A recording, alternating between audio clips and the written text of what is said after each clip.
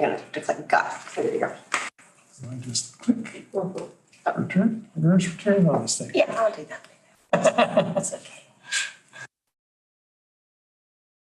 This is one of those things, Windows people always laugh at people when I used to be a Mac. confronted with Windows machines. It's almost, it's a copy, but it's not the same. It's because you Mac people are so smart. Ooh.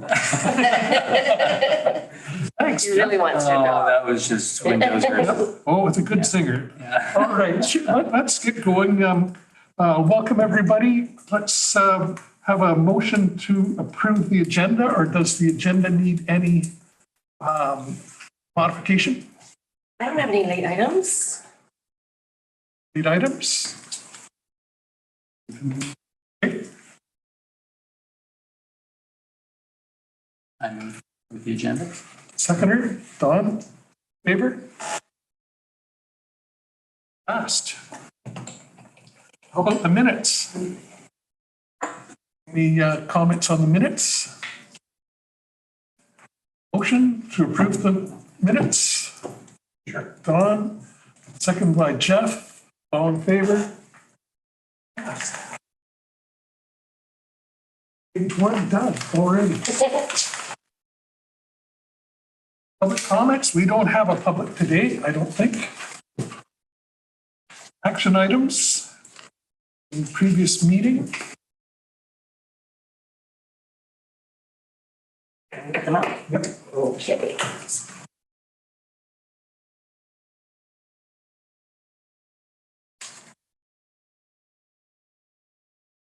Speak to first on here that I was to provide ECAAC members with a list of existing environment and climate action related plans and reports, which I did. Yeah.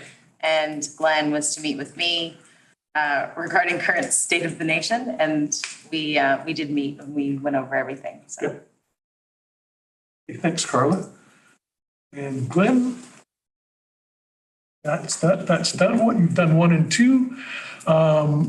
Next agenda, discuss dogs on leashes. I did that, yes. Perhaps make recommendations to council. That's been included in the agenda. Yep, okay. And educational signage, is that going to be done too, Carla? That would be a part of the That will recommendation. be. Okay. Did not include a draft recommendation, but we could Okay. do that on table if you wasn't sure where we were going with it. Okay. Sorry, is that recommendation only for the Grafton Lakelands, or are we also including some other areas? I had mentioned Quarry and Headwaters Park as well. Should we talk about that in item 5.2? Sure. Yeah. Yeah. And ECAAC members report on marine debris sightings on the marine debris tracker. Has anybody seen marine debris and reported it? I haven't. And,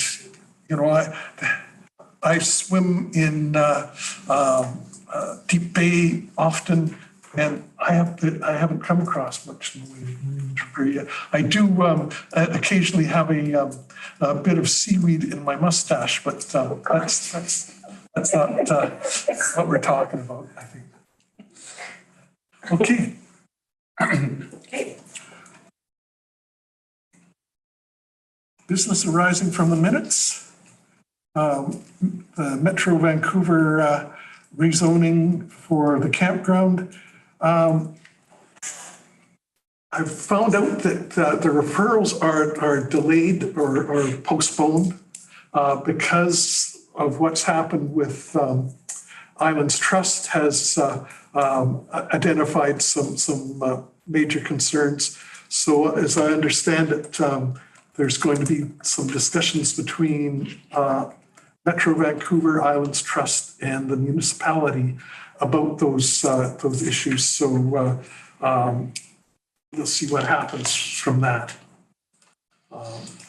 I think I'm personally really happy to see that Islands Trust is showing interest, and I think I look at it as support of the municipality in the way they're working on this. Any other comments from people? Just one. Yep. Did you watch the video of the Islands Trust meeting? No.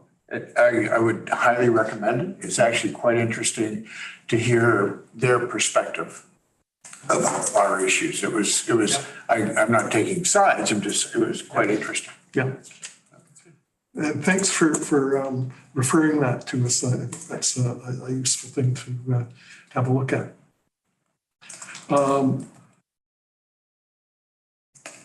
I'll add a little bit more. I've got 10 minutes to kill, but I'm going to be fast on this. I have been looking at the documentation from Metro Parks, and I've looked at staff's comments on it, and it's interesting reading. So I think I think we'll probably get referrals. I think things are going to change because of the comments and the discussions between those three main parties, the municipality, Islands Trust, and Metro Vancouver. But I think we should be ready. I think there probably will be referrals. I think there's mention in some documentation that it's a good, strong possibility we'll get referrals after this. Or the referral still exists, it's Yeah. just timing wise. Yeah. Yeah. So I'm going to be reading through all that documentation that's been made available to us, and if people have time, I recommend doing that too. Are you now, all that documentation you're referring to, you mean what's posted on the municipalities page for it? Yeah, okay, Yeah. just making It's sure. on this agenda as well, but what you mean? The staff Oh, the report? staff report, of course. Yeah. Yeah, okay. Yeah, Just, and so the staff report has the report, and then it's attached all the new documentation from Metro Vancouver. And I think, It's 225 pages. just to yeah, give you- fun-filled pages. That was a new traffic study? There's a new traffic study. One of the things that I've almost finished reading is their visitor management plan. And as someone who works in parks, it's pretty good. And I see some discrepancies between that management plan and the traffic study. Just what they're looking at cars, and they're committing to being very reduced car use at the in the visitor management plan. So I think we'll have to see what comes out of these discussions and be ready to talk about it. They're also done more work on water, and I'd be really interested to get Glenn's input on that too. So that's what I've got to say. Anybody else commenting? We do have a subcommittee that's I think will be the people that look at the whatever is passed on to us when it's made available. So and I think we can hope to get comments from other members of the community too. Don? A couple questions. Does Metro need a water license for Cape Roger Curtis? They do? I'm not an expert. I think there's a commercial license. Yeah, it's for commercial only. And I don't know then if the exchange of money for sites makes them a commercial endeavor. And that- And the reason I ask is the Holdings had a letter from BC that asked us to reduce water consumption. Asked license holders and organizations that had applied for a license to reduce water consumption by 50%. Anybody who had not applied was to stop And it made me wonder, do they need a license? So Yeah, that's a good question. And I think if Councillor Fast was here, she probably would be able to fill us in on that. I would say yes. Yeah. We need licenses for all of our water resources that we're taking and sort of private users as well. I don't think it's like a difficult thing to get. I think it's just fill out the application and submit it to the province and they give it to you. And it's like a nominal fee. I don't know if it would be so it's commercial. not a big hurdle. No, I don't think so, Okay. as far as I understand it. Lydia Minot was Metro Vancouver representative, was in meetings yesterday saying that they would need one and they have many in their parks. It's basically business. Who's on the subcommittee, the CC subcommittee? I believe it's Dawn, Jeff, and me, I'm glad. and Glenn, yes. Want to join? No, thank you. I wasn't sure if it was only members of this committee or if it included members of other, It's just a subcommittee of this of committee. this committee. Jeff and what else?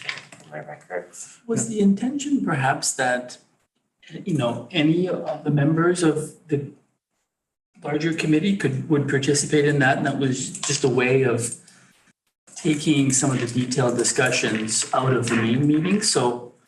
Yeah, the way I understand it is the subcommittee will do some thinking and reviewing and make some preliminary recommendations that will come back to the committee as a whole, and we'll discuss it and modify it as needed. So that everybody on the committee will have a chance to participate and just make it so that some of the super busy people don't have to do another meeting. So I think that's it for this topic. Did you want to invite Glenn to the subcommittee if you had a water question? Oh, yeah, I think Glenn is a member of the subcommittee. So it's a subcommittee that makes up a big part of this committee. It's okay.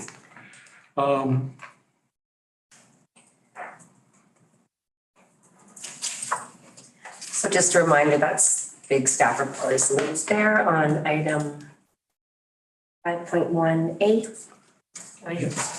I'm curious. Great. And will staff come and talk to us about that? Yeah. Yes, and Metro will come too. Yeah, great. So moving on, dogs on leashes, draft and Lakelands. Carla. Yeah, so we had Kathy Robertson at our last meeting asking us about dogs on leashes at Grafton Lake. Yeah. I guess she had a bad experience with a friend of hers who was rushed by a couple of dogs and also was concerned about nesting birds in the area. And I guess it's open for discussion. Michaela did mention, I think, at that meeting about headwaters and quarry as well, so I've just opened the table to any comments, and if we want to make a recommendation to council that we make that area an on-leash area. And I think the last time there was some questions about whether or not we could do that without changing the bylaw, dog control bylaw, which states that your dog has to be close to you and in your control. And then we have the rules about dogs on beaches in the summer. So we don't actually have to change that bylaw because of the use of public spaces bylaw. If we determine that there's an issue, we can just, put up signage and enforce that through that bylaw. And I think I just did want to say too that I think it's really important that this committee discusses it and makes a recommendation to council, because I think there's a lot of differing opinions out there on whether or not dogs should be on leash. And so it wasn't something that I was willing to just do without this committee's recommendation and a recommendation from council as well, and a resolution from council as well. Great. I'll start off. Jeff and I are both on the technical advisory group for the Wild Coast Nature Sanctuary. And we did some research on the impact of off-leash dogs on wildlife. And we've put together a little report that we passed on to the directors of the organization. And we could perhaps make that available to this committee as a basis. I think McKaylee probably knows this stuff off by heart too. But it might be something we could present to council as you know, it refers to some of the scientific studies that indicate that there are significant impacts on nesting birds especially. So that's a thought that it instead of just opinions, we could have a little report citing some documentation. Another thing that I would add would be the degradation of the bed and banks of the wetlands. I've noticed at several locations in Grafton Lake where people are allowing their dogs to run into the lake to swim. But the bed and bank, the vegetation in the riparian area is getting very heavily impacted by the number of dogs that are using those particular vantage points to gain access. And that's evident both in Quarry Park, next to one of the bridges is one of the main points. Dogs are come and go in there and the stream bank vegetation is pretty heavily trodden there. And as well as Headwaters Park, there's some significant degradation of the wetland in that area.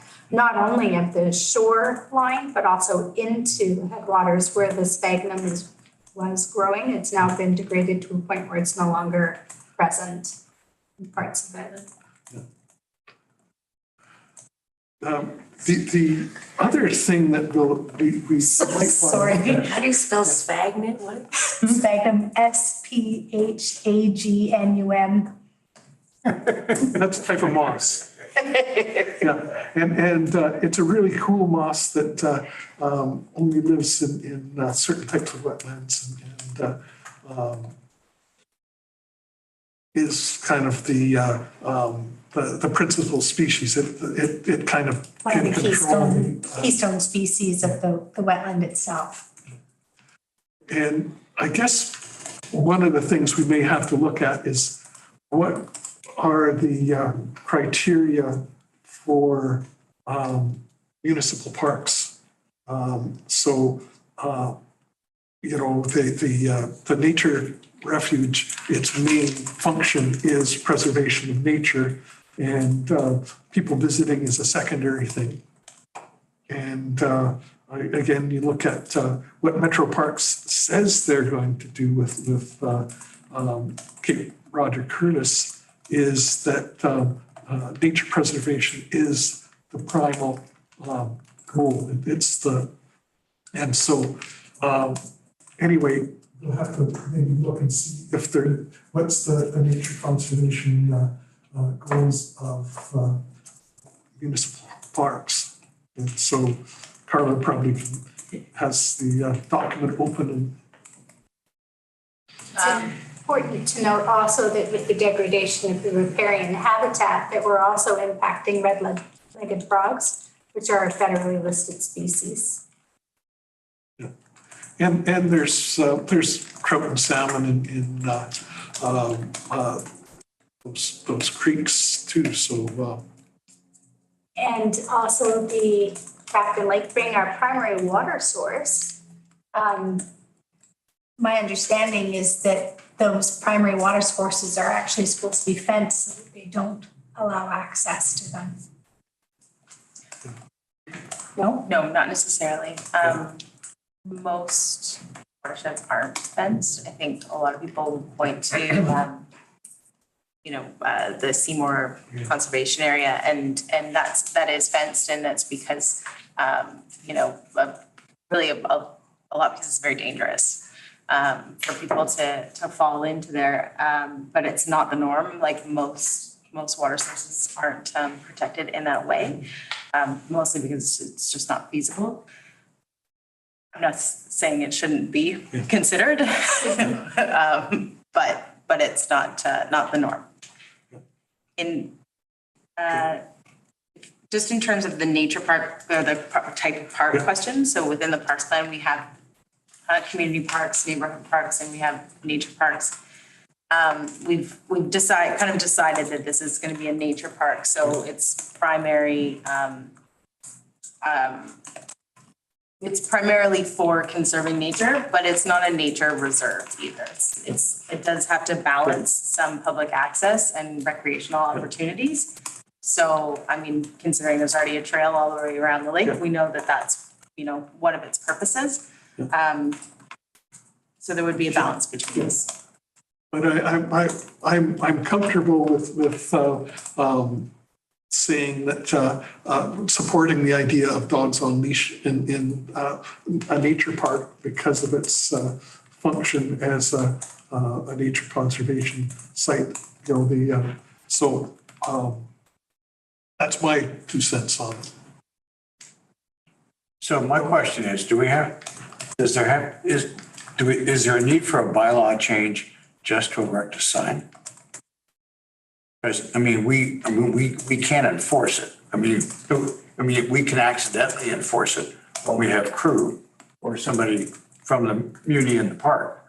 But we're probably not going to really enforce it. But just having a sign up at least gives all of us the ability to say, you didn't see the sign in the park when you came in. Dogs are supposed to be on a leash. So there's a win-win there, I think. We get the ecological or the environmental support or help. But, and I'm a dog person, but the other day I was walking around the lake and, 2 big dogs came flying around the corner and I went, whoa, I hope they're friendly. Yeah. So, I'd be supportive of a sign, at least a sign. Yeah. And maybe the intent of the sign could be more educational, right? Pointing out the devastations they have. And then you could say, the sign indicates that there's nesting birds in the area and they're mostly ground nesters rather than tree nesters. And there's a chance. It's not quite so punitive. Yeah.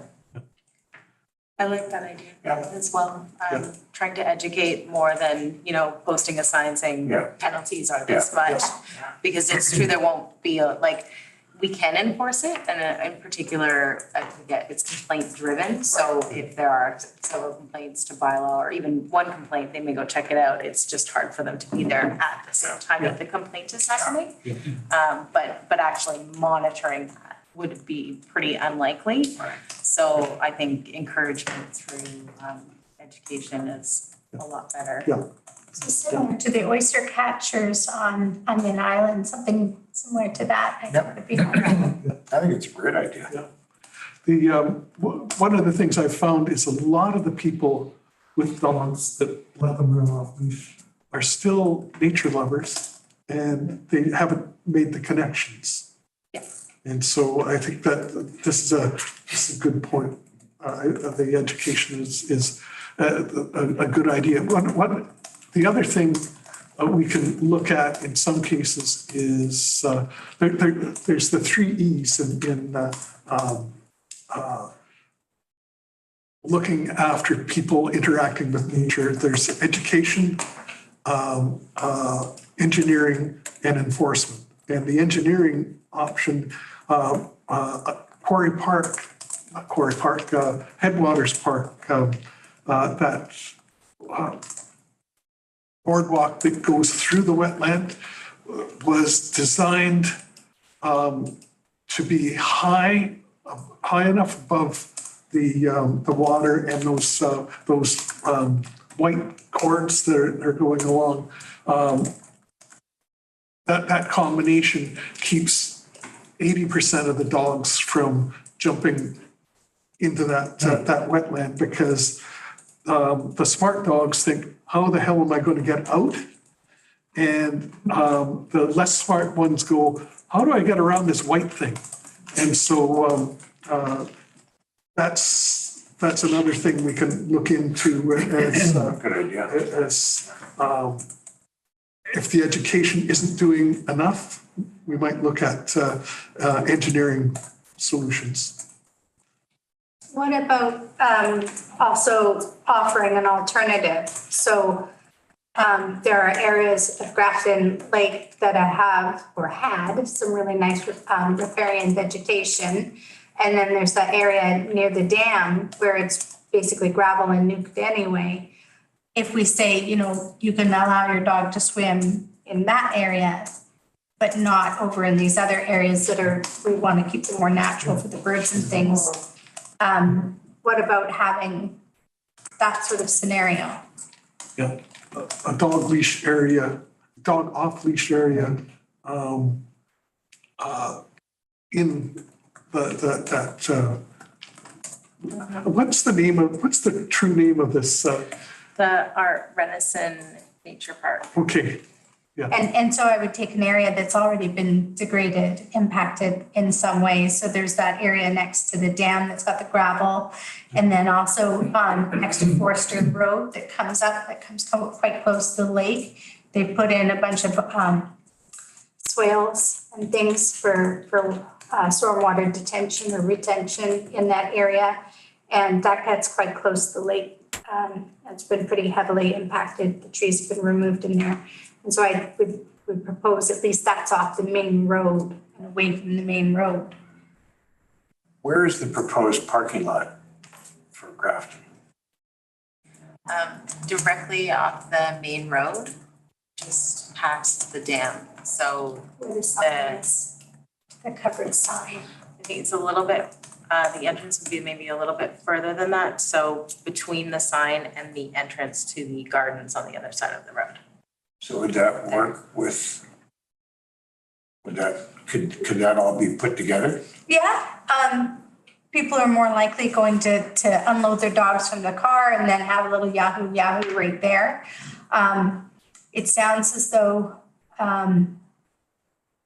there may be an alternative parking area off Forster Road that's been talked about online. And I don't know if that's been looked at for the muni, but if that happens, this other area I'm talking about would work as well. People are more inclined to let their dogs out of the car just to run and rather than leash them and walk half an hour to let them out. So I think that needs to be thought out if we're going to include this. Okay, John? Good comments. I think there's ample ecological justification to support dogs on leash in this area. I think the shoreline community in many parts of that lake are unique on Bowen, or at least more extensive than most other areas. So I would certainly support that. I think more than just educational as well too.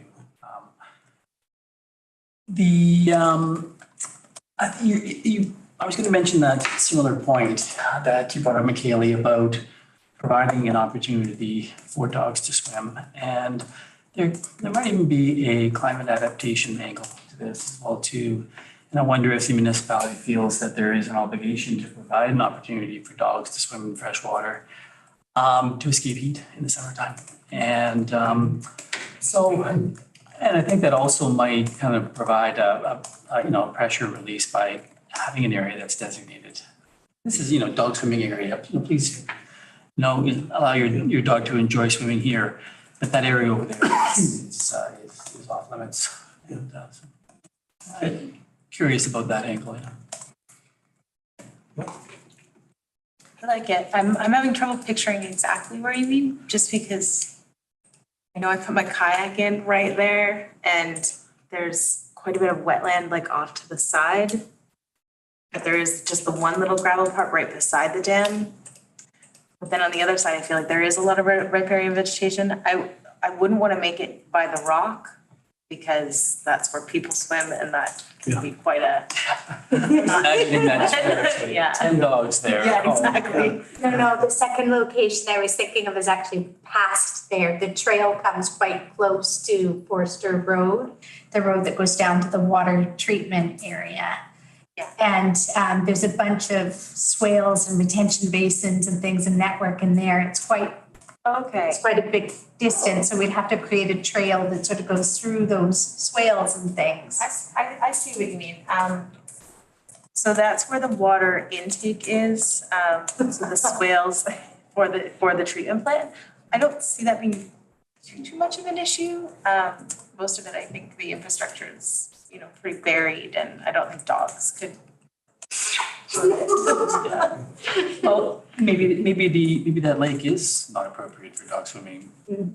Now, Clarny Lake, that's shoreline's controlled by Metro Vancouver, and that is a dogs on leash, so dogs technically shouldn't be swimming there, I presume, because they wouldn't be on a leash.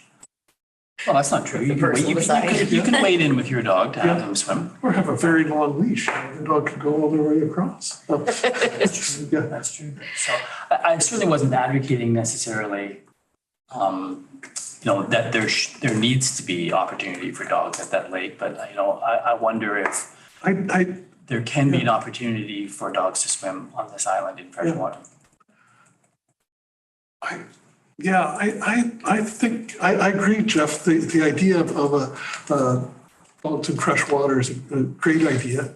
And heck, I see a lot of dogs in fresh water in Clardy Lake.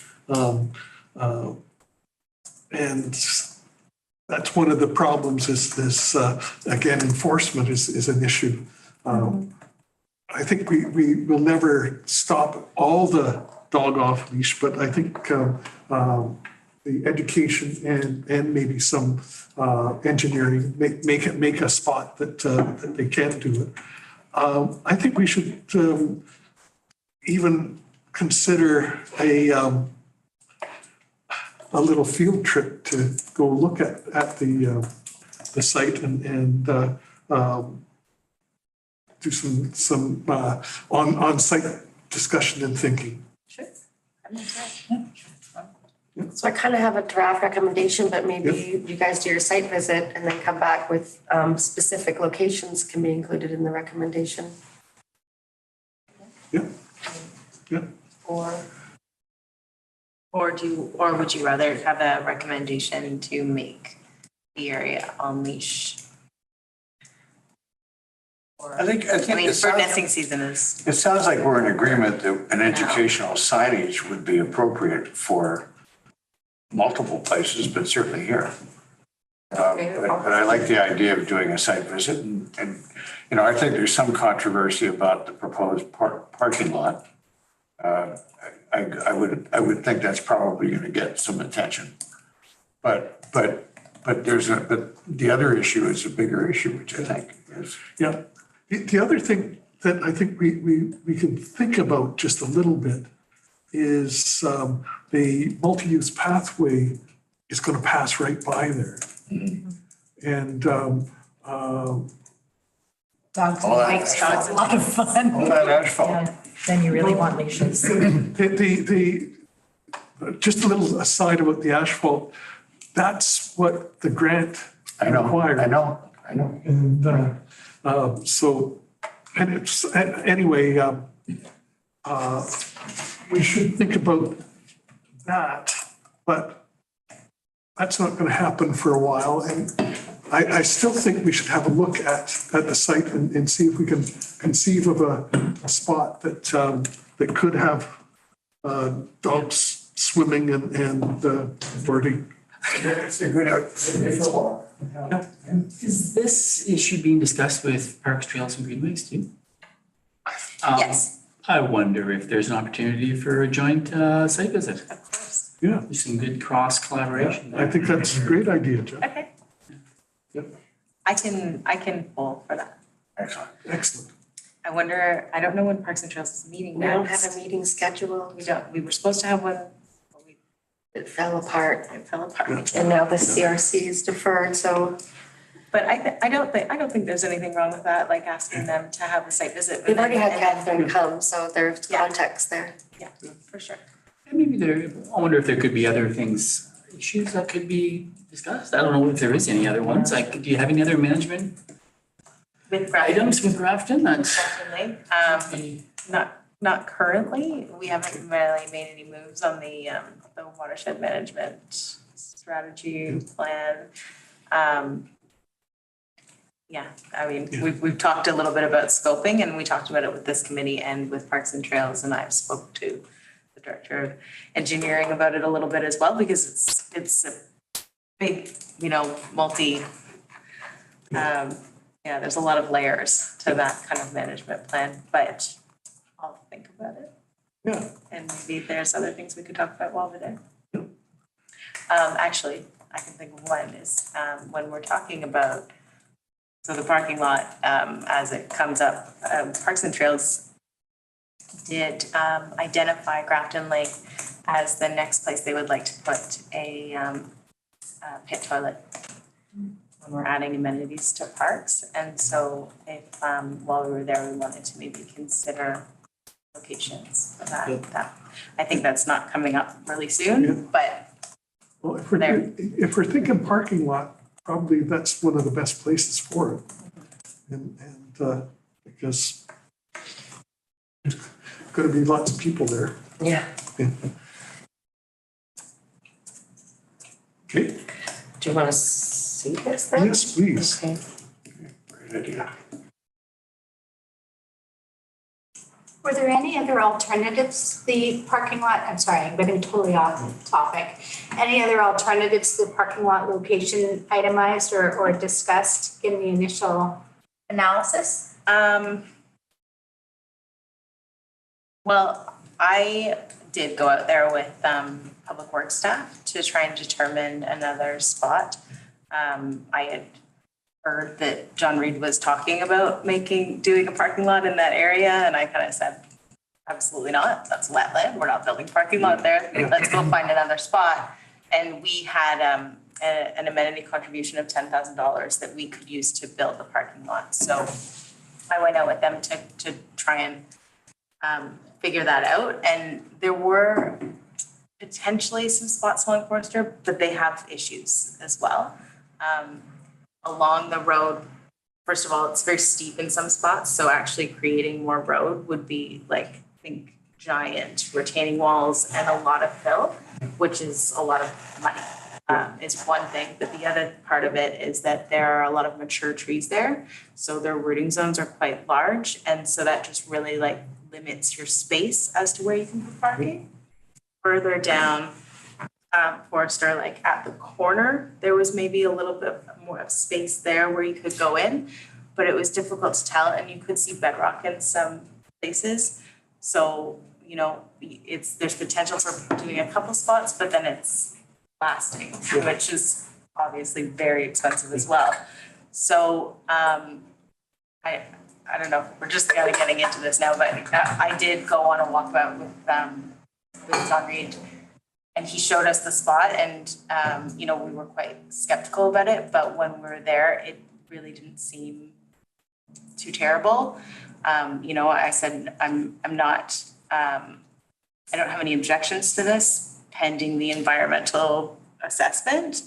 But it did seem like to be quite a disturbed area. Most of the vegetation there was small young alders and holly, a lot of holly.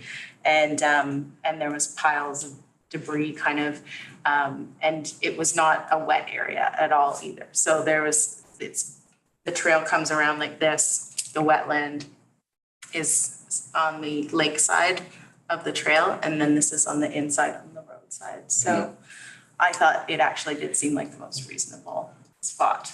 And then did they include the multi-use path along with the design of the parking lot? So is it pushed out far enough to allow for the multi-use path to go through there, or is the multi-use path gonna whip through the parking lots and then carry on? So the multi-use path will follow the road, and then the entrance to the parking lot is, you drive over the multi-use path, but then it's treed here, so it's just the entrance, and then it'll do a long rectangle with just the entrance like that and the buffer zone. Right. And Will there be some vegetation abatement then for safety, for reducing the potential for vehicle and cyclist interactions? I don't know if we've gotten that far. To be honest, I had a couple days off last week. I haven't even gotten through the environmental report yet. And so I was trying to get through it before this meeting. So we'll give you a week. And well, because it all kind of happened quickly. I think they want to do the work while it's before the rainy season starts. So they asked for it to be on a council meeting right away. So I just need to get through it before the council meeting kind of thing. And are they aiming to have it done within the least risk fish window this year? That I don't know. Okay. We could talk about another time. Yeah, I mean, like I said, I'm not at the recommendations portion of the environmental report, but that's why it was rushed to council, was so that they could do that. They wanted to do the work this fall. Okay. Hey, Steph, what do you got for us? The committee recommended the council direct staff to have signage designed and installed, encouraging dogs to be on leash in nature parks on Bowen Island in order to protect sensitive ecosystems. Did I get it right? Yep. And then if you, but you want it to be more than. Well, Yes, that's what that is. Or requiring, I think. And brown all kinds of nesting designs. birds. I don't know. Sorry, I missed yours, McKaylee. And brown nesting birds. So protect sensitive ecosystems, brown nesting birds, and maybe amphibians. Local wildlife. Sorry.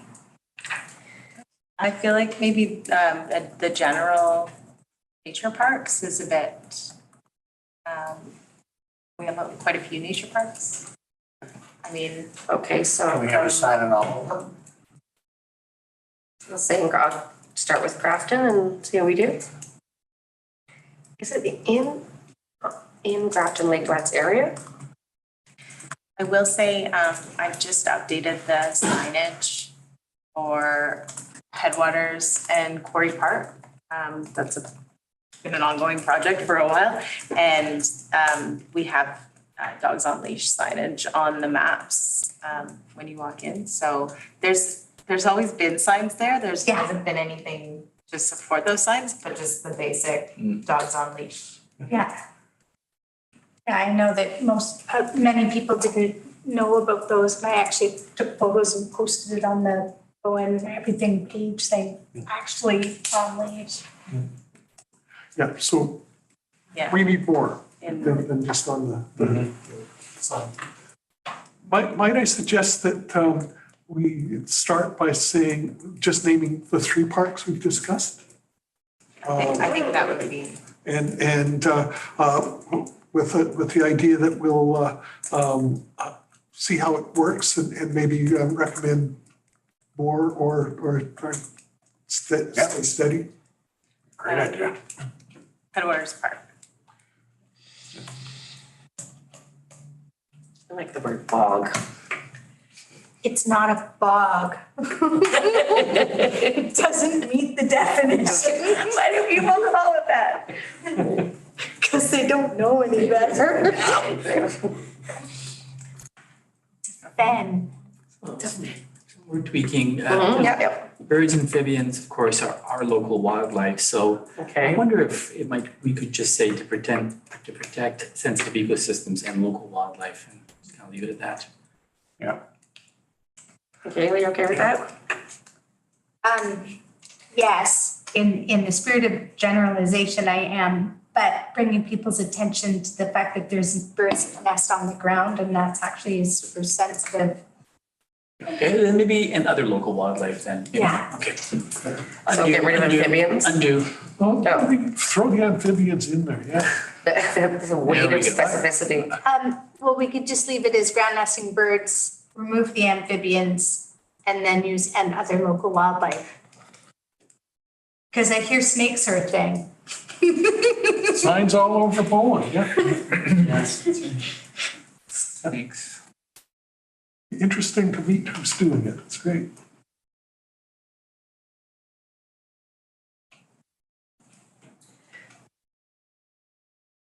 Do we think, I mean, the educational, we could use the word educational at the top to have educational signage designed. But I thought the concept of having a permitted area was powerful in your discussions, so maybe, is that one bullet? I wonder, is it too early for that, though? This might be pending a Okay, site visit with the two community and ECAAC. so then we can say up here, educational.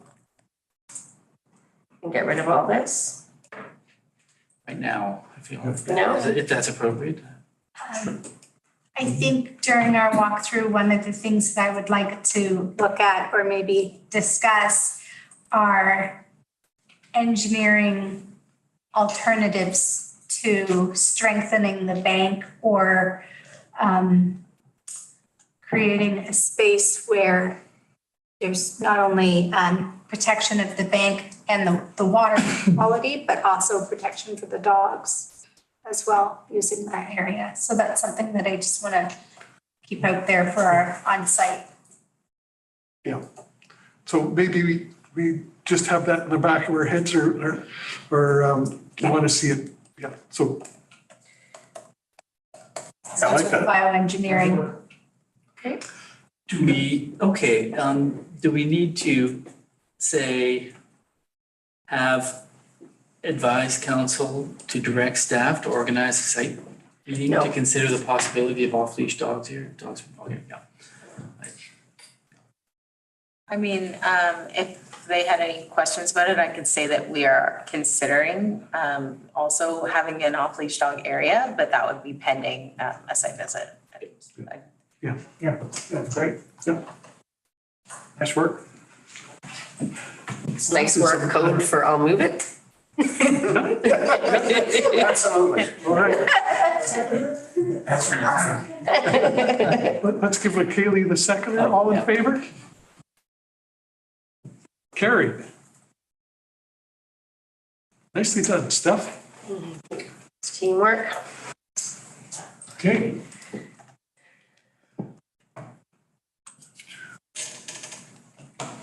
Shall we go to staff updates? Sure. Carolyn. And just one more note on that, maybe what I'll do is I'll like throw something together and send it around for comment. And if you wanted to add anything or tweak some of the wording, then we could do that. Yeah. I wouldn't mind some And- feedback on that, but Sure. just because And it can related, be so touchy. as an action item for probably me, would you like me to send you and the committee the document we did with the Yes, tag group from the sure. Conservancy? And maybe what I'll wait for that Okay. before I send out the or maybe not, I don't know. No. But I could send that to the Parks and Trails Committee as well before we do the walkabout. Sure. Wild Coast Nature Sanctuary Technical Group. Yeah. Technical advisory group. Thank you.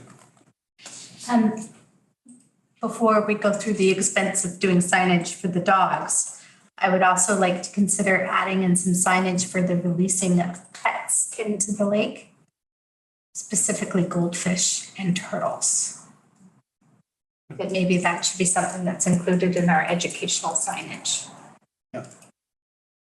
And it fits with what is already there, the information signs about this watershed that's protected and I think I've seen maybe part of that is that there's a frog there, but that it's kind of saying that protect the habitat of these water creatures. We could add them just. Because goldfish being released in there would decimate our red-legged frog population. And play hell on the water quality too. And in order to remove them, they actually have to pump the water out and then electroshock fish actually physically remove each and every one. In the old days, they used to use rotenone to poison them too. Yeah, we don't want that in our water supply. Is that a new issue or that's always been an issue with Knott Lake? It's a new issue. One of my projects up at Black Tusk is right on Pinecrest Lake. And they, somebody released goldfish in there probably about 5 or 10 years ago. And then the population decimated the salmonid population in the lake, the trout in there. Yeah. And then nothing was eating them because the scales, when they get to a certain size, the scales protect them too heavily. So even raptors won't take them. And in order, they had such a big infestation that they were killing all the pond life, not just the amphibians and snakes, but then also the plants, stripping off all the vegetation, and the water quality was now getting so bad that it couldn't be used for swimming anymore. So they ended up having to pump out all the water to get it to about 4 or 5 inches, and then hire a biologist to electroshock and basically pick them all up, bag them, and remove them for disposal. That Signage might need to be more about the fines associated with doing that, like as opposed to educational. Wow. That's a big deal. Yeah. And so that's now the second lake, I think, in BC that they've had to do that with. So it's becoming a more prominent problem. I think Burnaby Lake has them. Yes, they've got a healthy population of all sorts of things that are supposed to be here. I think that's where one of those alligator fish or something was found about 6 years. Was that you that was telling me about that? Okay, I thought it was even an Asian carp or something like that, but it's a fish that can walk from lake to lake. This meeting is going far. Just like. This is like a David Suzuki movie. And you don't want to eat them at night, yeah. Yeah. Back alley. Yeah. Okay. Any more from you, Carla, about staff updates? No, I don't think I've started. Yeah, okay. I don't have a lot to update on. It's just what's on there already was the step code. So we have a resolution from council to prepare an implementation plan for step code, which I talked about with the committee, I think in our last meeting or the one before maybe. So mostly planning and the building inspector are going to be working on that, and they'll figure out what they think is the best way to implement, whether we go straight to step 4 or 5 or a combination, and we'll get back to you on that one. Okay. And then the sustainable community grants, I've informed the 2 groups that received grants, and so we'll be waiting to hear back from Thrive about when they get the rest of their funding in place, and then we'll award that one. And for the abattoir, Eric is working on getting his co-op together, and then once he does that, we will award that funding. Great. And then on Monday, the Conservancy is coming to, you guys already know this, I'm sure, but they're coming to council and talking to council about signing an MOU, so a memorandum of understanding with them, which will basically just say, that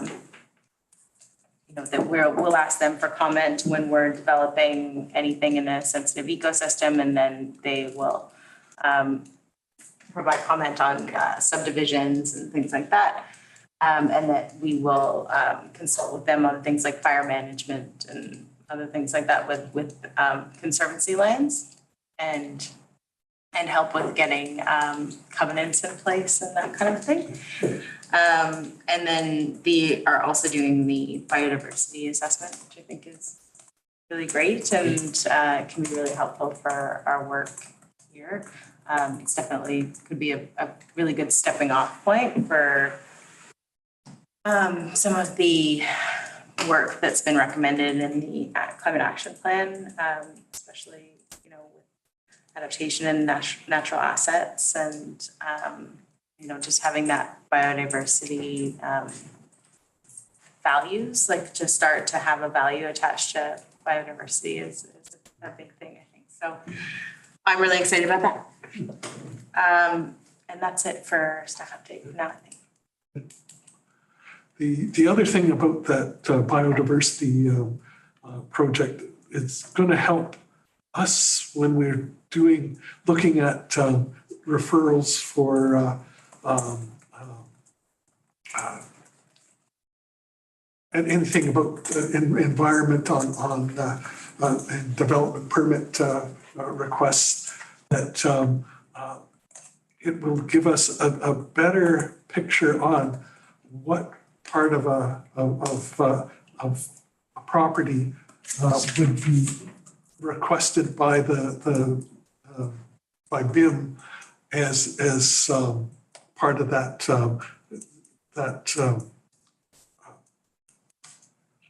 when a developer wants to get a change in their property permits, they often offer It's like an amenity. of some land.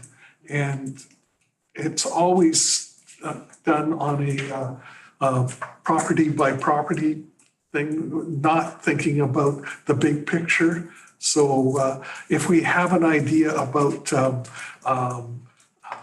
wetland complex that we want to preserve, or a biological corridor that we want to preserve, we'd be able to make better choices than saying, we want this part of the property because it fits with the bigger picture of having a wildlife corridor that species X salamanders can move from wetland to wetland, that kind of. For sure. It's important to know what you have in order to manage it effectively. And I think that's kind of been in the back of my head for a long time about just knowing what kind of, we might have a lot of different parkland around, and some of that could be valuable or not very valuable, or but knowing what we don't have is super important as well, because even though, both parcels could be valuable, but one of them we might not have any of, so that placing priorities on different ecosystems that might be at risk on the island here, I think will be important and great. Okay, thanks, Carla. Any questions for Carla? Great. So are we going to 6.2? Climate Adaptation Subcommittee. We've had a meeting. And we've put together Glenn has been really valuable and Don, helping us focus on what we should be doing. And the big thing we're looking at is reviewing the existing climate action plan. And as Glenn has pointed out, it's very weak on adaptation. And we're definitely going to have to do some adapting to climate change on Bowen. And so we want to look at what we've got and look at in the climate action plan and identify areas that need to be upgraded or added to. And we definitely see the lack of adaptation strategy. And sometimes that's also going to require a knowledge of what the threats are and how important they are. In the community, there's lots of talk about what's important, and that's got to be addressed. But we also got to look at the science and see what are the other big things that we have to look at. So early stages, but we will be meeting again sometime soon. I have a question. Yeah. At the last meeting, Carla, you mentioned that the climate action plan was due for review anyway. I think, if I have that right. What's the timeline? Just due for review? There isn't necessarily a timeline for that. Actually, to be fair, I'm not sure if we actually put a timeline in that. I was just saying it was due for a review because David Hawking had said, hey, we need to review this and update it. Right. And so to be perfectly honest, I think it's not a bad idea. Yeah, so this discussion is. I guess, you know what it is? I think this is because we have actions grouped into quick wins, longer term, and support and advocacy. And a lot of the quick wins theoretically should have been done by this year. So there were 1 to 3 years timeline, so. And that's one of the things the subcommittee will be looking at is what has actually happened. And so we can put check marks or question marks or hasn't been done yet kind of comments. To Jeff and Dawn, do you have anything to add from what I've said? Am I accurate enough on what I've said? I think so. I think you were vague enough. Yeah. No, I mean, it's. Sufficiently vague. Yeah. And so again, committee members that are not on the subcommittee, if you have ideas that you want to make sure are addressed, we're more than open to get an email or a phone call and we'll incorporate your big brain stuff too. So that's it.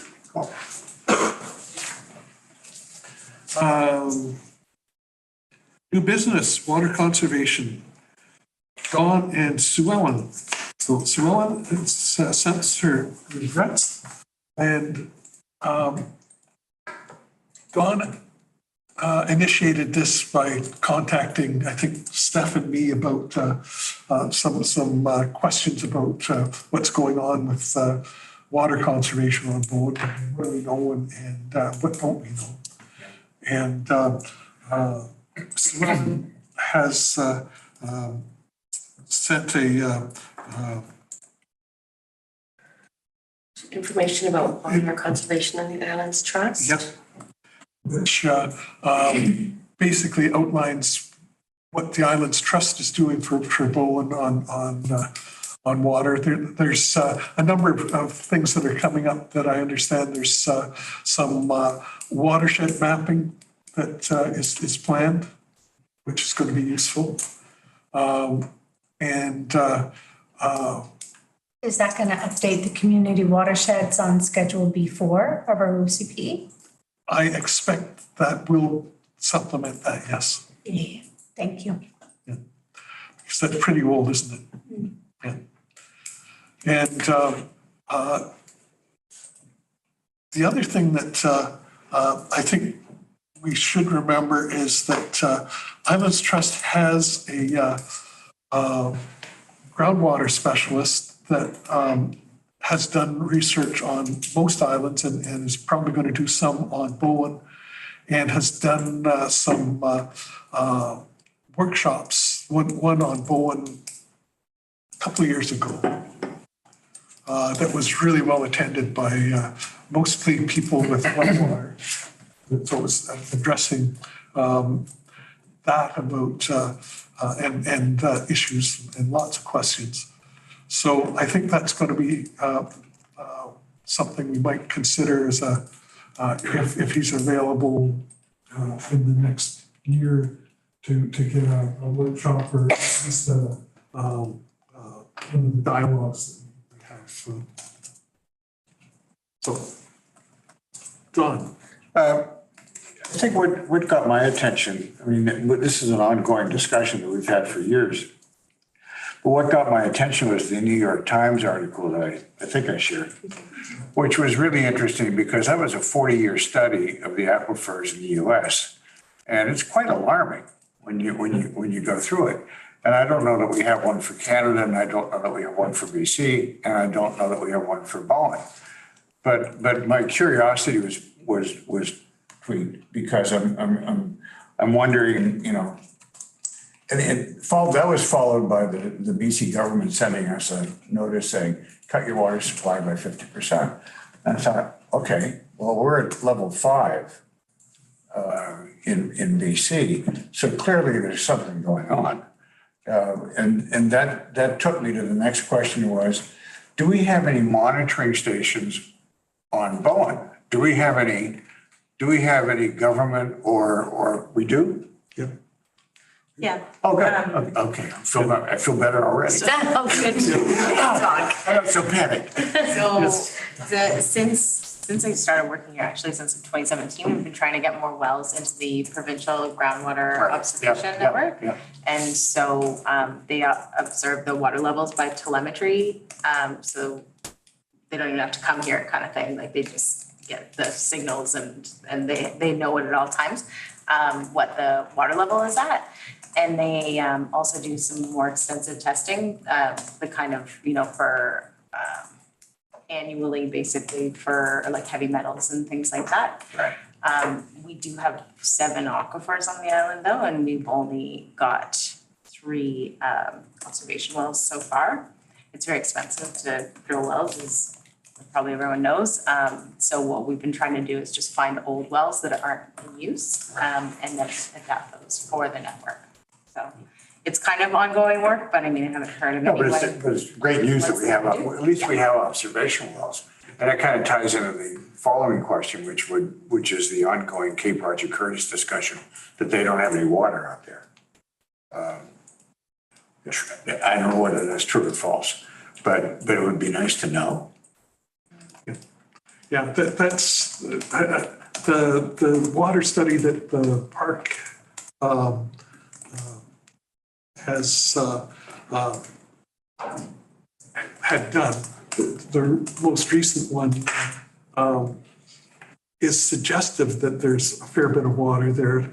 But it also says that the consultant that did the work said more studies are needed. And so the other thing, just a little side, Bowen has one of the, you know, one of the things I found out living on Bowen is that there's an expert on everything living on Bowen. And one is Rosemary Knight, who is a prof at Stanford, but lives with, she's the wife of Bob Turner over there. And she's a groundwater specialist and is actually advising the government of California on how to deal with the craziness that's going on there with both groundwater and surface water. And one of the things she has this, she knows all the technology, the new technology that's out there. And she says, you know, what Bowen could do is get a bunch of grants, and she knows the grants to apply for, to get that you can install on existing wells.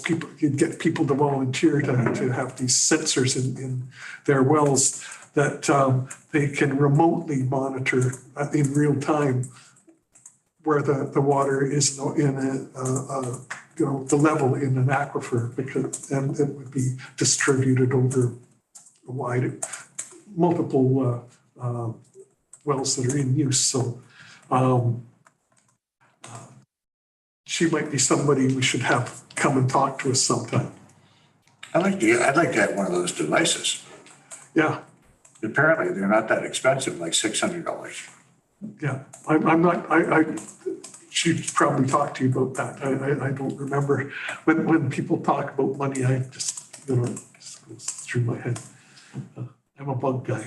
Well, the interesting thing about that for Holdings is, you know, a strata, and there's a dozen of us that tap into the same aquifer, but it's also part of a larger aquifer that's tied into other communities, you know, and I can't help but wonder if what we see happening elsewhere is happening here. I just kind of like to know. Yeah.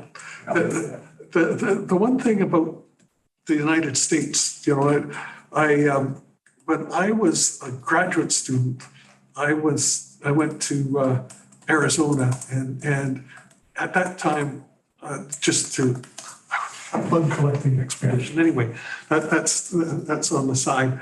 But at that time, they were talking about how they were drawing down their groundwater in their big cities with doing stupid things, like in a desert, everybody having a lawn and a swimming pool.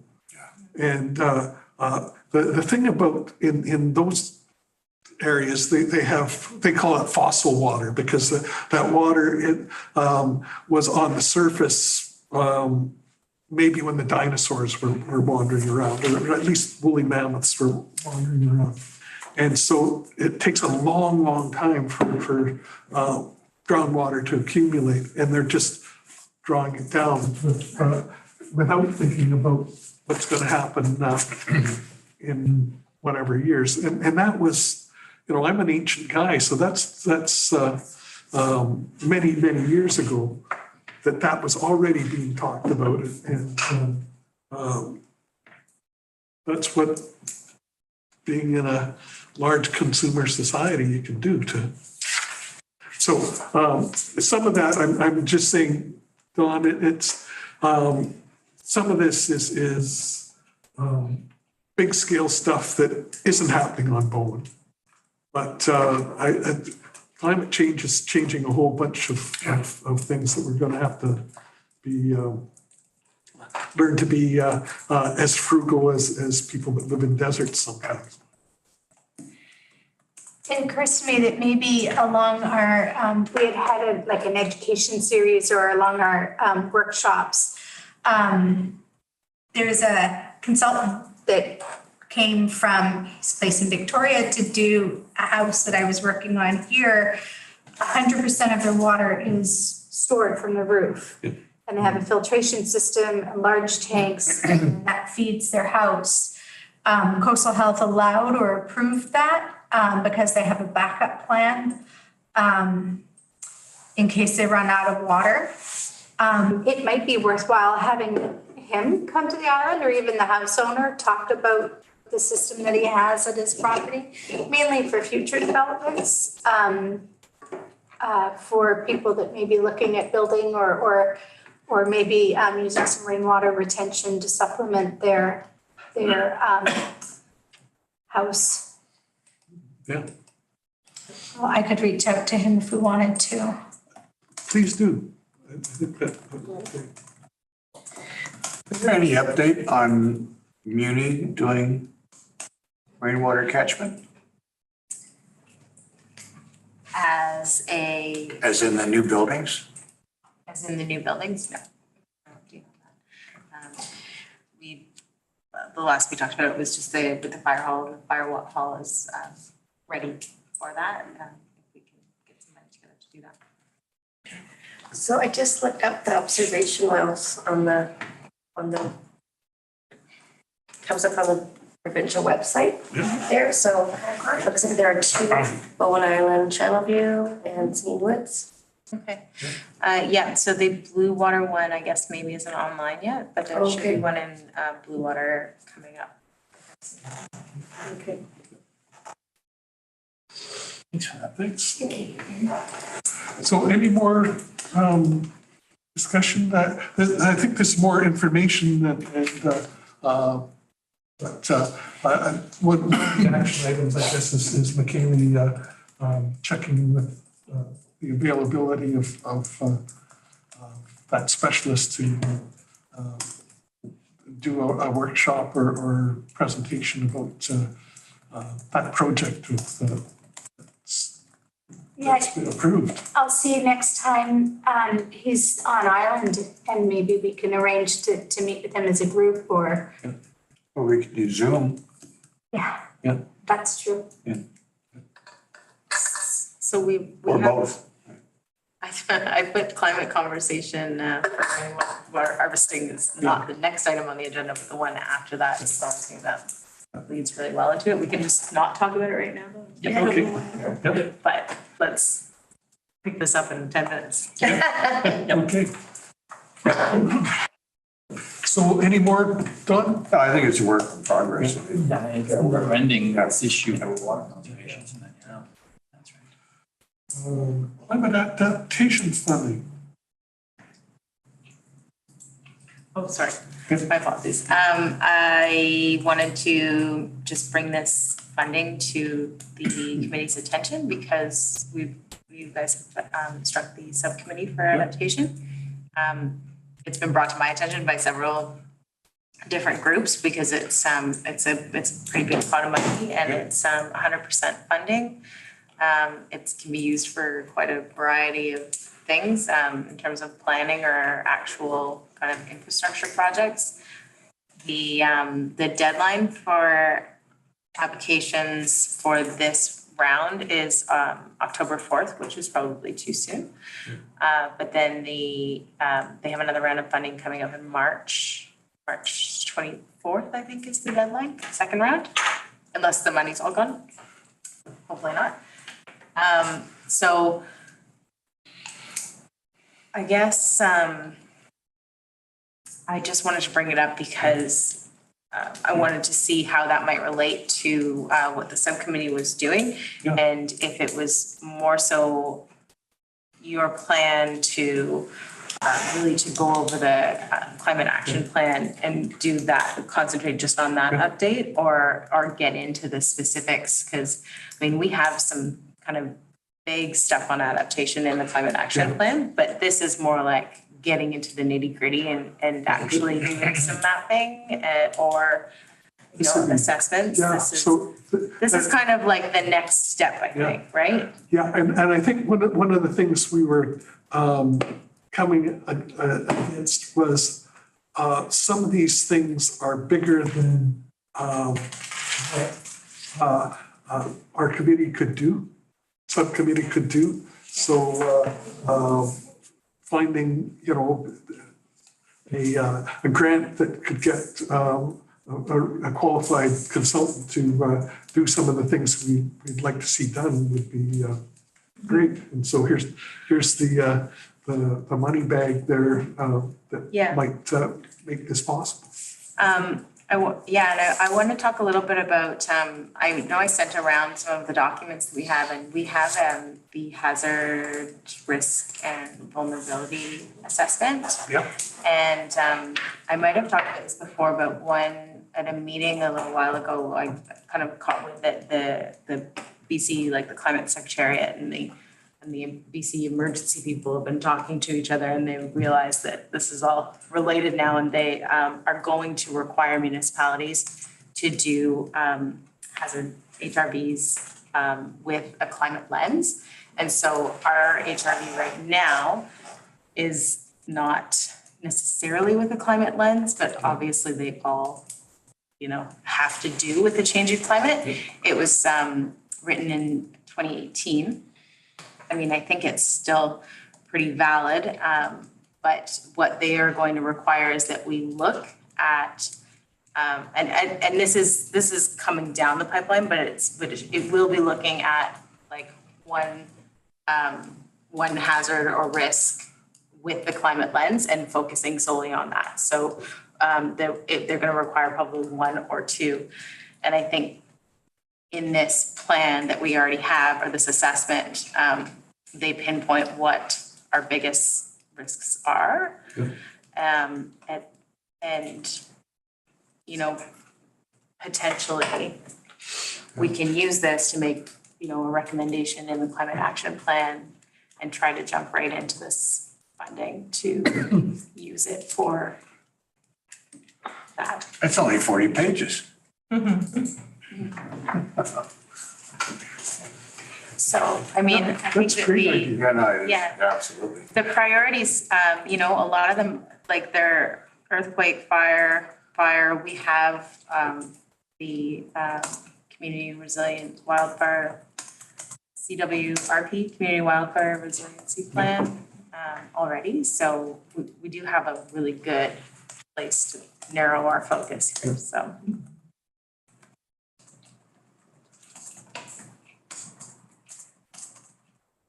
think that also council maybe likes the idea of coming up with a grand idea and just throwing something wild at them that maybe they haven't thought about before. Are there specific areas that they will fund or that they want to fund?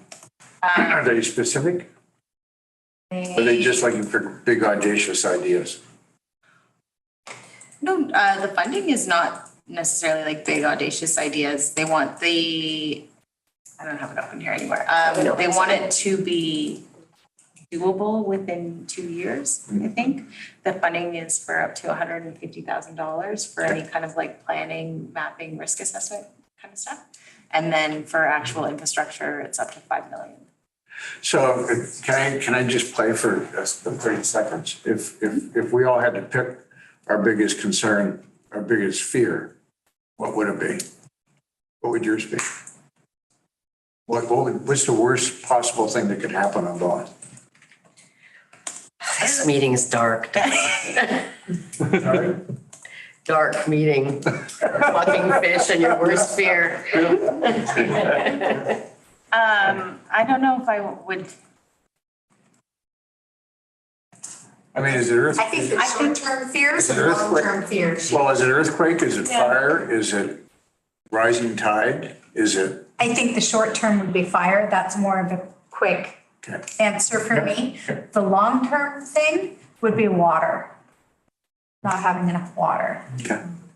Yeah, and for me, it's going to happen just as I'm leaving the planet, but sea level rise is going to be really, it's going to be nasty. I'm actually working on a little, I'm gathering the information about the impact of sea level rise on Bowen. I'll bring that to the committee sometime. Good. So did you more things to worry about?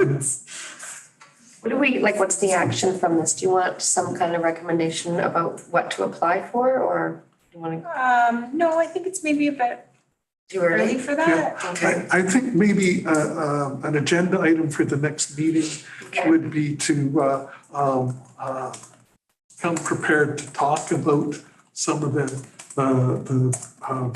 big risks or And read this document, yeah. No, it's a good document. Good prep. The HRVA? Yeah. Okay. Yeah, I mean, the work's been done, which is great. Yeah. and Maybe a little dated, but it's still, There's no link to that in here. I just heard of it now, so, I Sorry, mean, I just heard that it was relevant to this fund. I'll send a link. yeah, thanks. Thank you. Yeah, in our discussions, we did talk about the kind of the intersection of the climate adaptation and disaster emergency preparedness, but also, of course, there are some things in that HRVA that don't relate to climate adaptation. But yeah, I certainly take your point that there's an opportunity for some funding related where they do intersect. Yeah, I think there's some great opportunities there. The other thing is that BC government has a climate adaptation handbook that talks more about process, about how you go about identifying the issues and what to do about it. If we could put that as an action item for me to, or. Sorry, I missed that because I was linking the HRVA. Can you say that again? Sorry. There's, the BC government has a climate action handbook. Yes. And should have it someplace. But just maybe an action item for Will to dig it out and share it with the committee.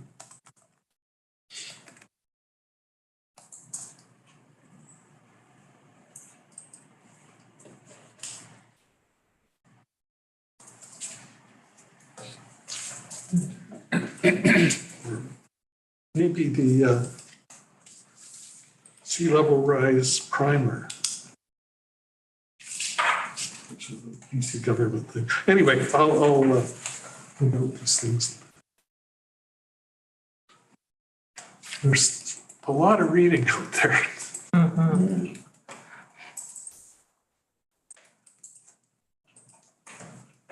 So anything else on that one, Carla? Okay. And look, Carla, there's another one for you. No, Climate we went back conversation. and forth. We went climate adaptation, then water, then climate adaptation, now water again. Yeah. So, so the climate conversations, we haven't done one since 2021, and that one was on water conservation. I think that looked at water conservation through more of a gardening lens. But that we could, so the reason actually it was on the agenda was because we got an email from a member of the community who said, hey, why don't you guys teach everybody about rainwater harvesting? I don't know how to do it, but I'd like to. And so, you know, we could approach that as something really simple and just see if there's someone willing to speak to us about how to set a rain barrel up. But we could also, we do have on the work plan to do climate conversations about heat pumps and doing a tour of like updating a little bit on heat pumps and doing a tour of the fire hall and showing how they're solar ready and water catchment ready.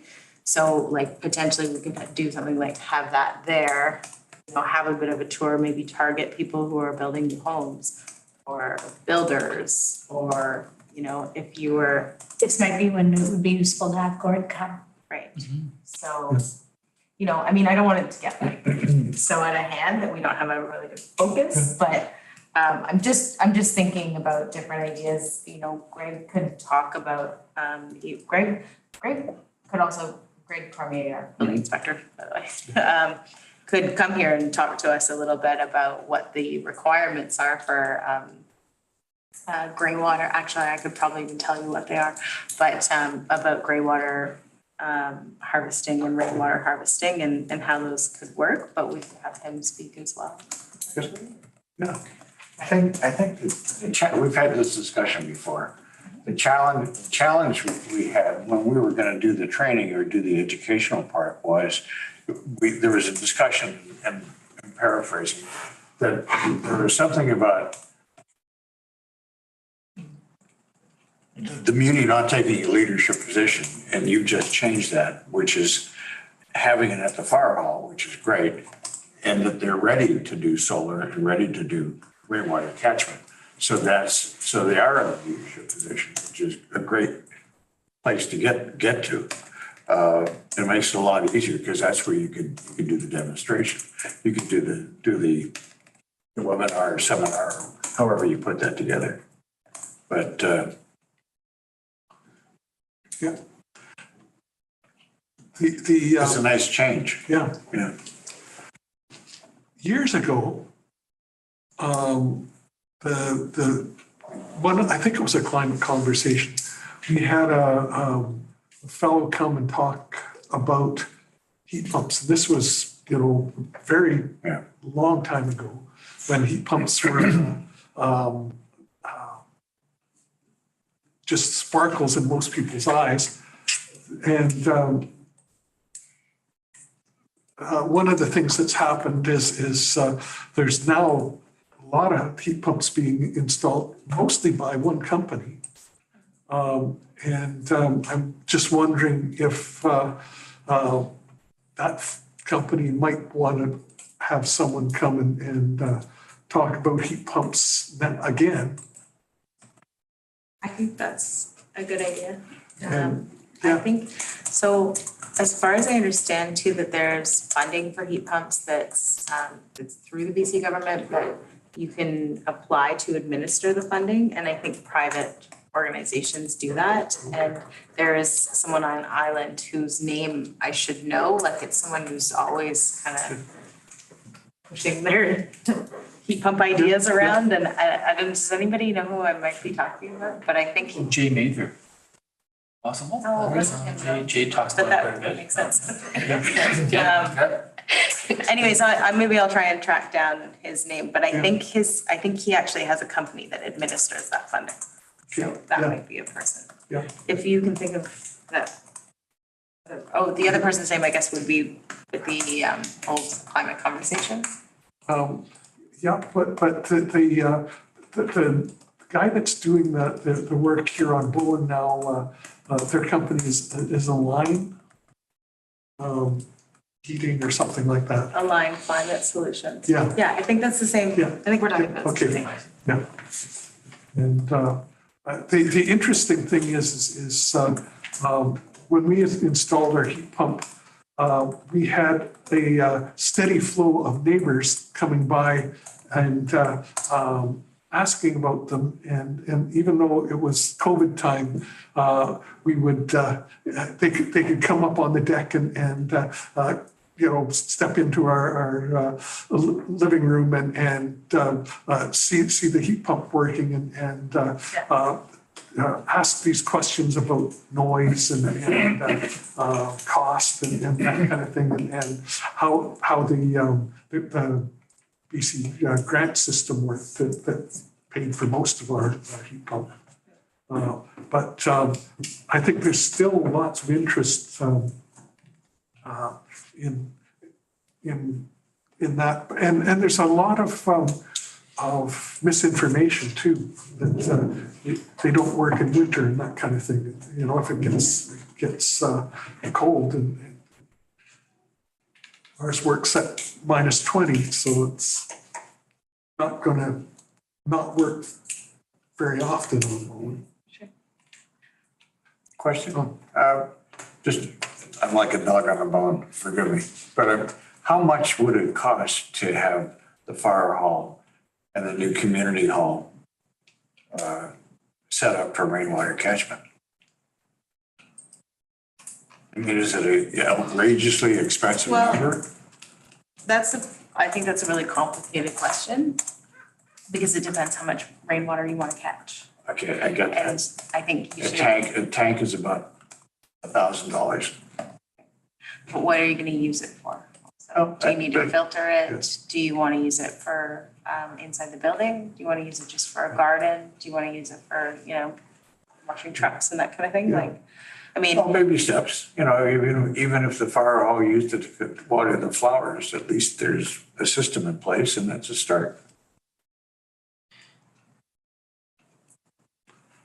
so like a barrel, like maybe $500? Like, are we attaching a I just think it's, Irrigation I system just, there, how much square footage are you designing it with the native species or are you using ornamentals? So there's lots of different questions there, how much water use you're going to need. I just think I think it's challenging for us to be teaching or suggesting that we should be doing rainwater catchment, or you should be doing rainwater catchment when we don't do it. Mm-hmm. I think there's a disconnect there, for me. Yeah. It's Timanagh, M-I-N or M-A-N-A-G-H, the Lime Climate. Thank you.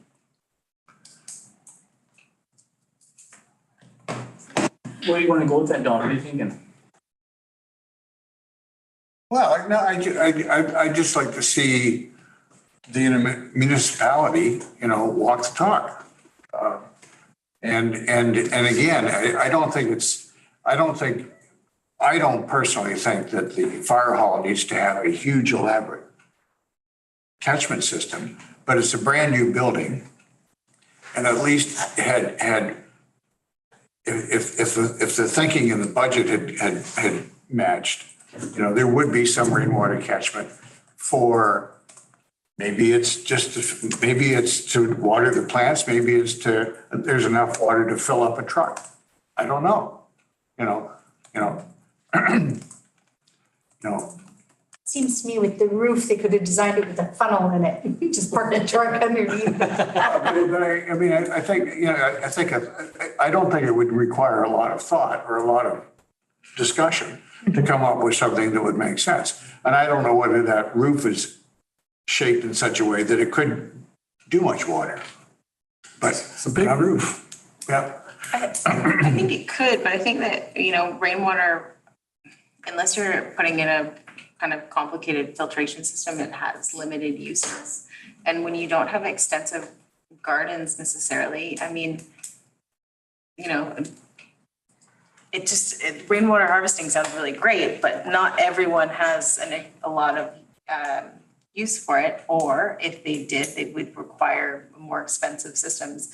I mean, I know when I've been talking to our building inspector about it, he said, you know, lots of people like to install these systems, but a lot of them have a lot of money to spend on them. It's not have a lot of, necessary money to spend on them. yeah. It's not necessarily attainable for the average homeowner or, you know, over budget municipal project necessarily either.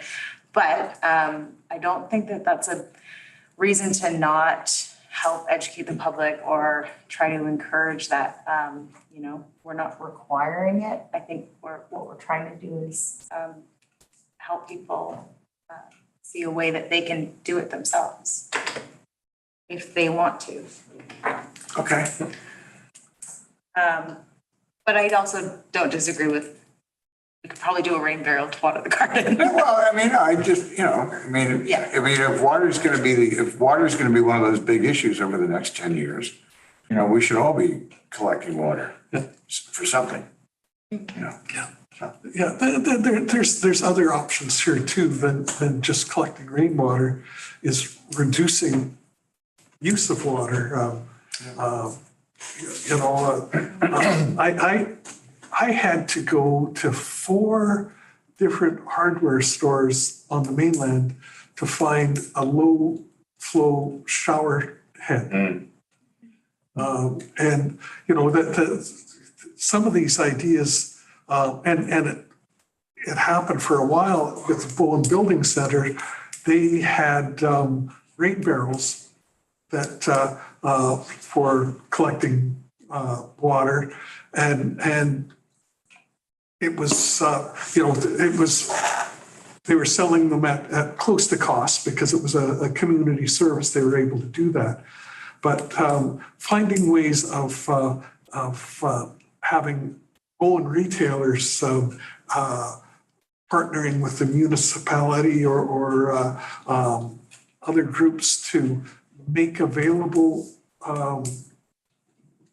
water saving technology at a decent price. If everybody on Bowen was buying low flow shower heads, that's quite a few shower heads. So the bulk price would be pretty low, and we have an outlet that is willing to help.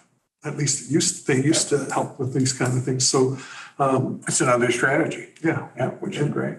and you know, low flush toilets. That's another huge water use thing, and so I think maybe looking at the whole spectrum rather than just water collection. Yeah, good plan.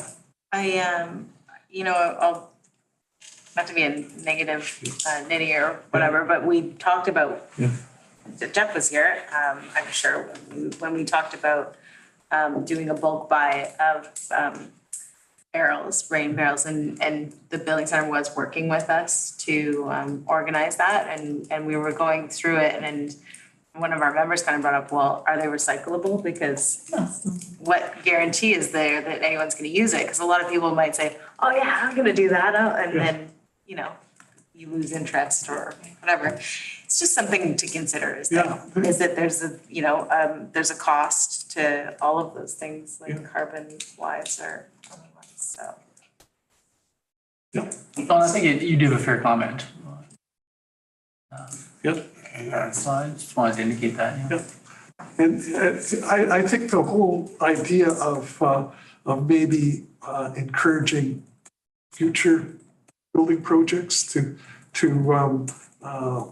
have a goal of exemplifying good practice. And, you know, the intention for the fire hall was to do the whole thing and budget things came up and hard decisions had to be made. So, But you're right, just to, while we're here, the environmental committee was never asked to comment on the construction of either of those two buildings. And, and we had no opportunity to make a recommendation to say, maybe you should consider solar, maybe you should consider rainwater catchment. And, and maybe that would have been appropriate, but that's old news. Yeah.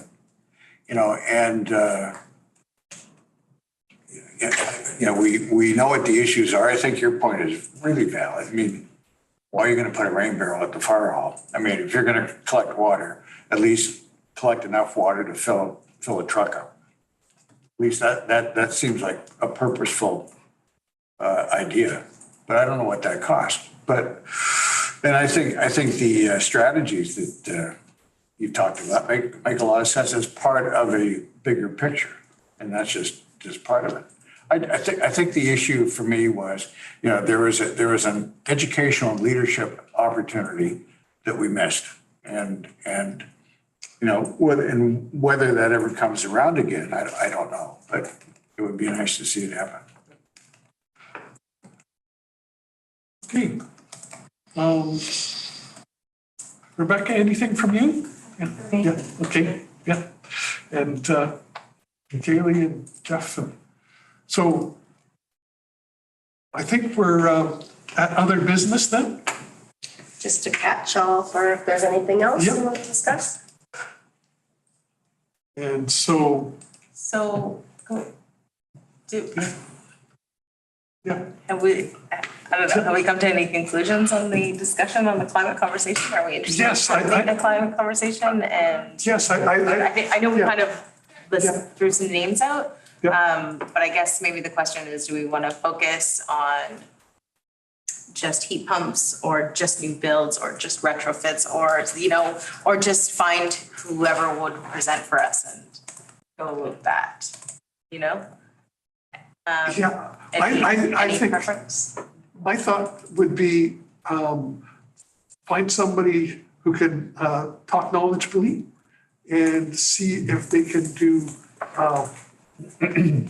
give them the list, can you talk about retrofits, can you talk about new builds? And I think for heat pumps, the big issue is probably retrofits. Yeah. Because that would be a big win if we had most of going to heat pumps, and that would be retrofits. Even though we've got lots of new builds going on, that's the biggest. Maybe for this one, we want to talk about heat pumps because it's before winter and the timing kind of works. And we haven't really done much of anything in terms of retrofits. I feel like that's a kind of a gap where we haven't done a lot of work.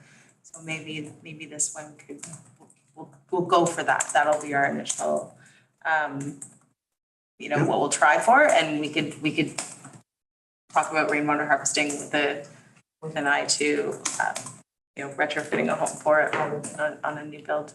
Yeah, okay, so I can approach him and maybe we could look at that for spring. As much as I'd like to strike while the iron's hot, we had such a horribly dry summer.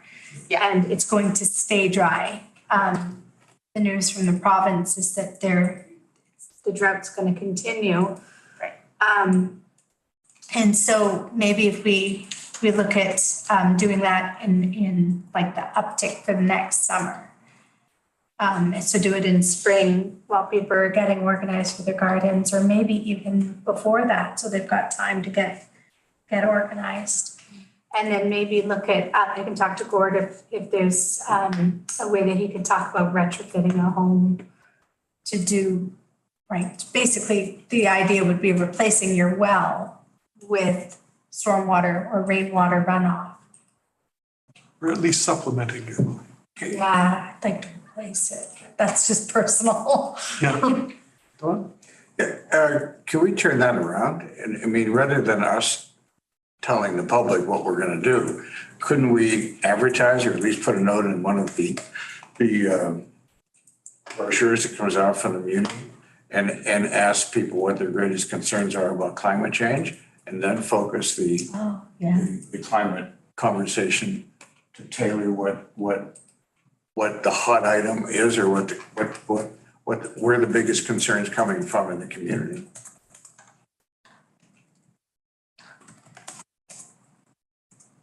I guess it depends on what the purpose of the climate conversation is. I guess it depends on what the purpose of the climate conversation is. It sounded like it was meant to sort of be educational and give some people some sort of practical ideas for making some changes at home.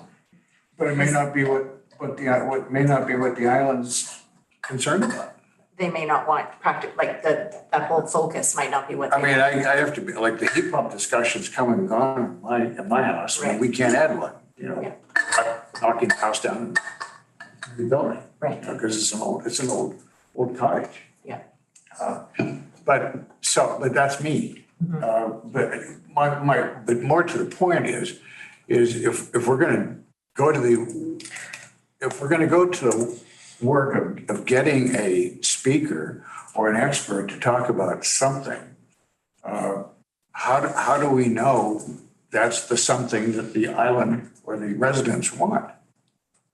And it wouldn't take much to, I mean, maybe there'll be no change, but at least if we posted a notice and said, we're starting the climate conversations up again.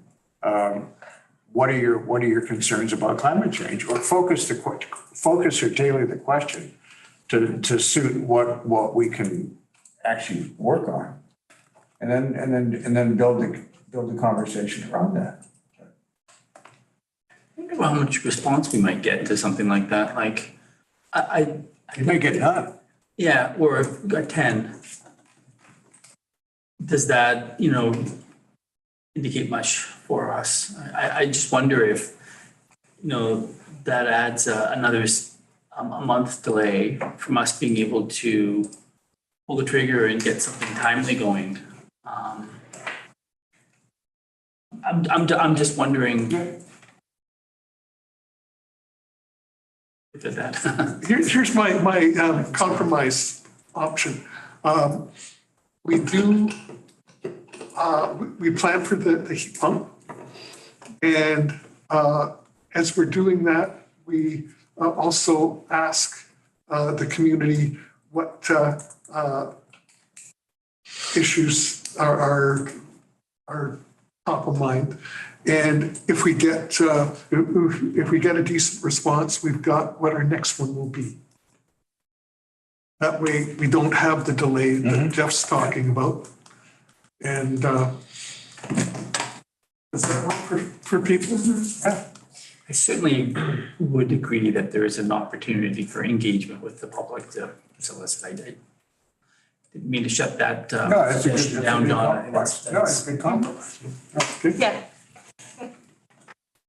Yeah, and understanding too that if we have actually, I don't want to say that we have limited resources on speakers, but if we know a couple speakers and we can get them, then why maybe delay on that? But then even like, if there's enough interest at that climate conversation, we can pull people then or even have a discussion. Because it's supposed to be a conversation, not just a presentation where people talk about climate related issues. And maybe that could even be a part of it too. I don't know anybody who can speak to heat pumps, but for climate change stuff, I can probably offer some ideas. Okay. So you're one of our presenters? Sorry? Are you going to be a presenter? No, but I have access, or we all have access to lots of experts. So, Yeah. I mean, it could be Rosemary Knight would be a great place to start. I think just coming back, I think this idea around the heat pumps actually is in our work plan. Yeah. It was, so we must have probably had this same conversation at the time that we put it into the work plan. Yeah. But there's no reason we can't do more. Yeah. All right. Okay. Good. I think Well, Michaeli, I think it's time to go. Good. Sorry, did you just catch me yawning? Sorry, I've been getting up at 5 working, so. Yes. Yeah, well, thanks for coming. You know, I know you're busy. And so, you know, there's the information items there that we're going to read with great, and the question period is over. And so next meeting is to be announced. So let's go to 11 and adjourn.